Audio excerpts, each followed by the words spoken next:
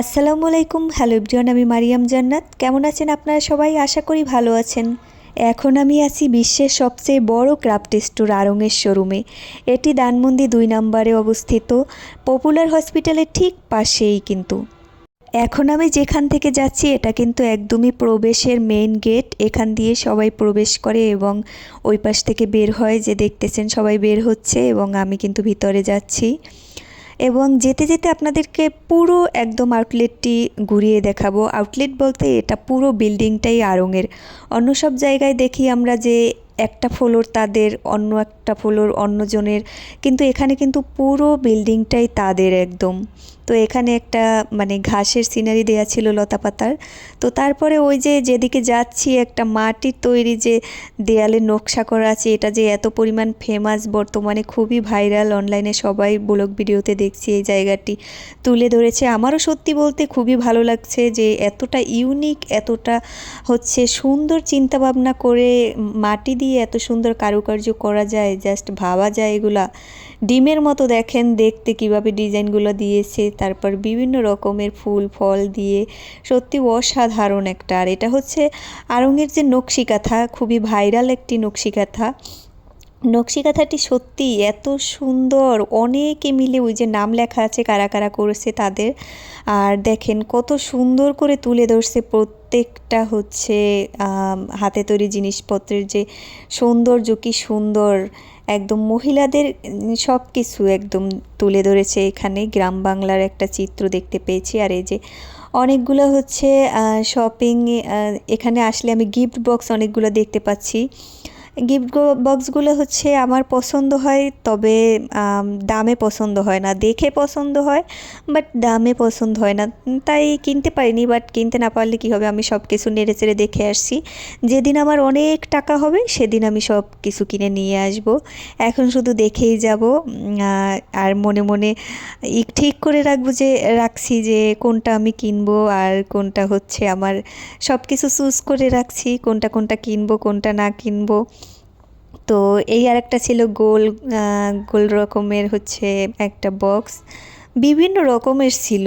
But আমার কাছে এটা অনেক ভালো লাগছে, বিশেষ করে আমার জুয়েলারি রাখার জন্য বক্সগুলো খুবই ভালো লেগেছে। বিশেষ করে আমি যে ফিঙ্গার যে রিংগুলো পরি ওইগুলো রাখার জন্য ওই বক্সগুলো খুবই জরুরি দরকার আমার কাছে।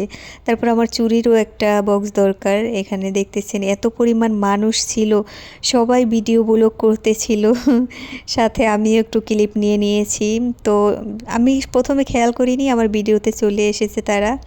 তো এই পাশ থেকে হচ্ছে আবার একটু নকশিকাঁথাটা অ্যাঙ্গেলে দেখিয়ে দিচ্ছি যে কী রকমের দেখতে।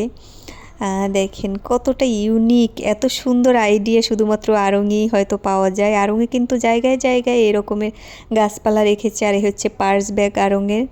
তো এখানে সব ব্যাগ কালেকশনগুলো সত্যি অনেক ইউনিক ছিল। অন্যান্য যে ব্যাগ কালেকশন আছে মার্কেটে আমরা দেখতে পাই সেগুলোর মতো কিন্তু না, এটা কিন্তু একদমই ডিফারেন্ট। আর এপাশেও হচ্ছে বিভিন্ন রকমের ব্যাগ, এবং এই যে সাইডটি এটিতে আবার জুতা আছে। এক পাশে ব্যাগ, সাইডে কিছু আবার হচ্ছে জুতো ছিল। আর এই ব্যাগগুলো হচ্ছে কাপড়ের তৈরি। আর এই যে শাড়িগুলো, আড়ং-এ এবারে শাড়ির কালেকশন, এত এত শাড়ির কালেকশন, প্রচুর শাড়ির কালেকশন নিয়ে এসেছে তারা।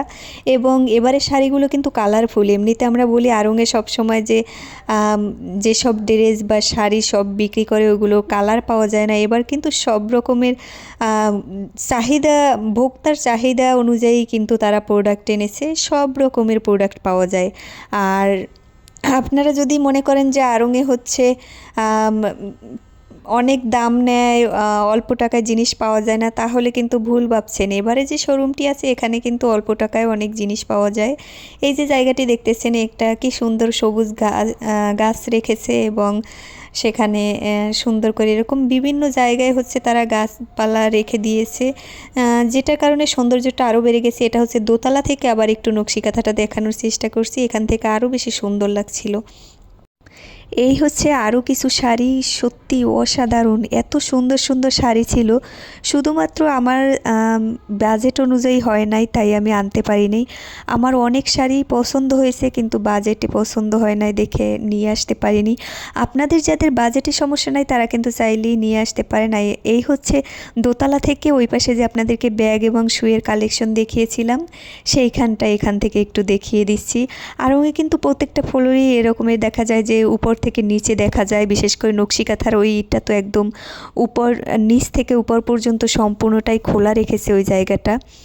আর এই যে সবাই কেনাকাটা করতেছিল, সত্যি আমার দেখে ভালোই লাগলো। ওই পাশ থেকে আবার কিন্তু বাহিরের ভিউটাও দেখা যায়। দেখুন এই যে গ্লাস দিয়ে রেখেছে, একদম বাহিরে লোকজন সব কিছু গাড়ি ঘোড়া দেখা যায় মেন রোডের। সব কিছু মিলিয়ে আড়ংয়ের শোরুমটা তাদের মনের মতো করে করছে। এখানে আমি লিফট দিয়ে উঠতেছিলাম, এক ফ্লোর থেকে অন্য ফ্লোরে যাচ্ছিলাম। এবারে হচ্ছে আমি মেবি থার্ড ফ্লোরে চলে এসেছি। এখানেও অনেক অনেক কালেকশন আছে। এই হচ্ছে মেয়েদের হচ্ছে কুর্তি বা কামিজ যেটাকে বলি আমরা, অনেক অনেক কালেকশন ছিল। আমারও ভালো লেগেছিল, শুধুমাত্র দামে হলো না দেখেই আনলাম না। একজনে কমেন্ট করছিলেন যে আপনি পাকিস্তানি ড্রেস কিনতে পারেন না, তাহলে আড়ংয়ে কেন গেলেন?